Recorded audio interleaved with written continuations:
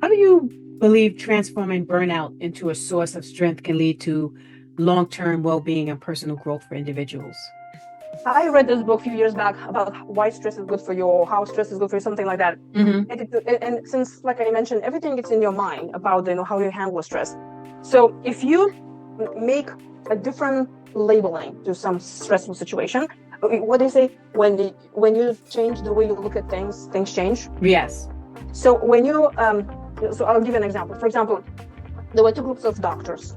No, there was one group of doctors that they were dealing with cancer patients. And Hmm. every week, they will have a get together and they will talk for 1 hour about work. And that's supposed to be the support group. But the majority of conversations were only about, somebody says, oh, I just had this patient and I managed only to prolong their life for 1 month and then they died and I couldn't save them. And so there was a sadness in the group and Yeah. dealing with disappointment of like they're not doing enough. And that was really crushing their souls because those people care for other people. And so the experiment was done. They said, okay, we're going to separate those two groups, which is meaning, the baseline is the same, it's the same doctors. Hmm. And, they measured all the physical functionality, the blood pressure, and all that. And there was over a longer time so they could compare the results.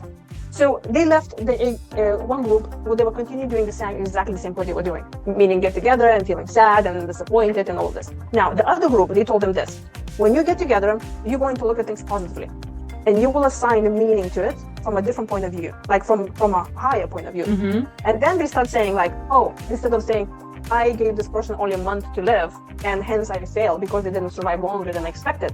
They start saying, I gave them an extra month to live. Yeah. So they were able to meet the family members, to say goodbye, get all the deals in order. So it's all about the point of view, how you look at things. When you assign a higher meaning to it, that actually